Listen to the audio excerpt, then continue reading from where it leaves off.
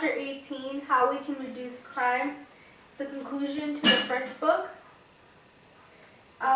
Sociological criminology. We see how crime and victimization has a lot to do with social and physical characteristics of community and the structured social inequalities of race and ethnicity, social class, and gender. So the sociological imagination allows us to do two things, and allows us to understand that anybody's criminality is just as an example of public issues affecting masses of people, and forces us to realize that in order to reduce crime, we must start from the root of the problem. Structural and cultural roots. There will continue to be new criminals if the root of the problem is not addressed. There is a need to address these issues. The get tough approach on crime has not been working. It's actually caused other problems, collateral consequences. Number one, the release of 735,000 ex-prisoners every year, and they come back to their home communities and they experience joblessness, drug addiction, and other problems among these inmates. The resulting prospects of many additional crimes committed by these former prisoners. So they're not able to find jobs, they don't feel as connected to their community, so they start, they're more likely to commit these crimes. Generations of children, because their fathers or their mothers, let's say, are in prison, they're raised by a one-parent household. Also, community-level problems include homelessness, AIDS, and infectious diseases in the community. The criminal justice funnel. So this is just a further evidence that the get tough approach on crime is not working. It's cost ineffective, and the funnel just basically talks about how the number of crimes are at the very top and the number of arrests and incarcerations at the very bottom. So basically at the top you have the number of crimes, which is a lot, but then when you see the number of arrests and stuff like that, it's actually very small. So the decisions made at every stage of the criminal justice process eliminates people that are suspected of crimes are actually eliminated during the process from incarceration to be considered for incarceration. Only a small portion remain contenders for imprisonment throughout the process. So you have the field of public health offers a strategy that reduces the problems caused by the get tough approach on crime.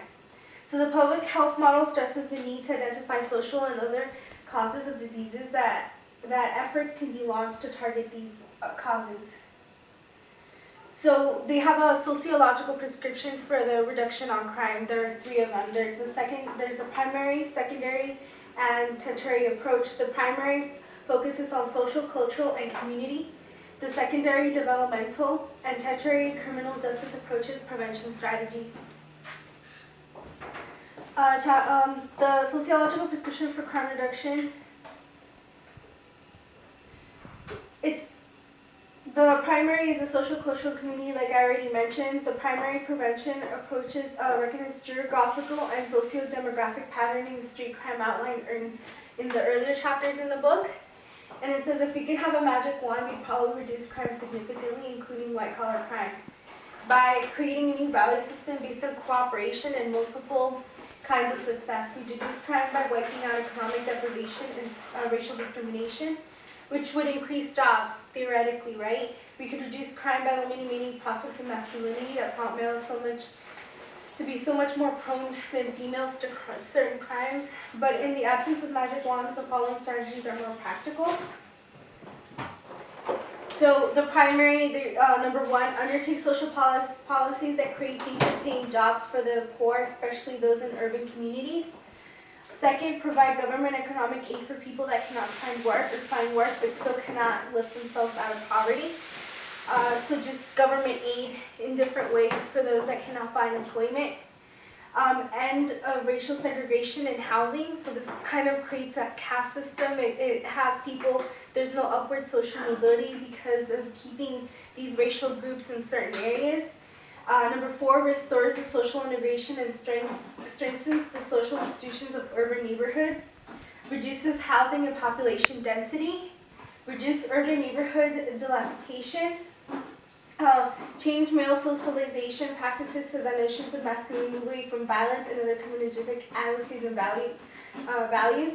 And number 8, reduce social and economic inequalities between women and men.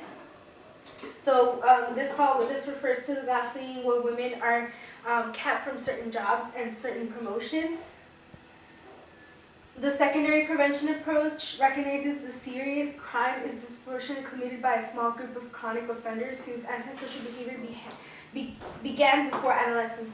So this is like from the Freud school, basically saying that what happened to you in childhood kind of affects you throughout your life, and it eventually kind of sets the tone for the rest of your life.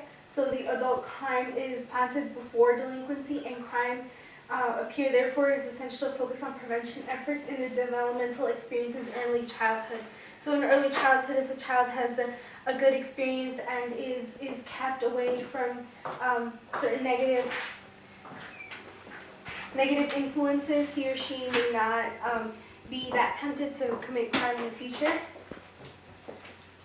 So number 9, establish well-funded early childhood intervention programs for high-risk children and their families. Provide affordable, high-quality child care for all parents who need work outside the home and flexible work schedules to allow parents to spend more time with the children.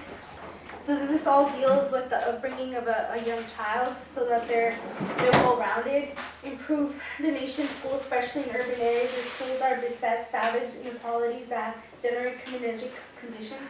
So basically, again, with the caste system, if the children are put in, especially in what would they call bad areas, the schools are not as good as the schools that are found in wealthy areas. So this is supposed to make the schools in all areas just as good. Provide prenatal and postnatal nutrition and other health-related services. Expand the network of battered women's shelters and rape crisis centers. So, a tertiary approach to crime prevention is grounded in sociological criminology, and it recognizes the limits of criminal sanction. So it basically says that the more, just harsh punishment alone does not deter criminals from more crime. So basically, reduce reliance on imprisonment and put more emphasis on community corrections. 15, make prisons and jails smaller, reduce overcrowding, and improve other decrepit prisons and jail conditions. So a more humanitarian way of treating prisoners. Basically, make prisons, eliminate 3 strikes you're out and mandatory imprisonment policies. Consider repealing at least some of the present drug laws. Eliminate the death penalty, expand community policing, and consider directed police activity in crime hotspots. Increase hiring of minority and female police officers to develop a zero-tolerance policy for the hostility and discrimination they now experience from other officers. Number 21, reduce police brutality and racial profiling, increase gun control efforts. And 23, increase tolerance for white-collar crime and for political corruption. Increase intolerance for white-collar crime. Because going back to repealing some of the present drug laws, the drug laws kind of favor those drugs that are chosen by the upper class, and intolerance for white crime just as it is intolerable for the lower class crimes. So that's chapter 18.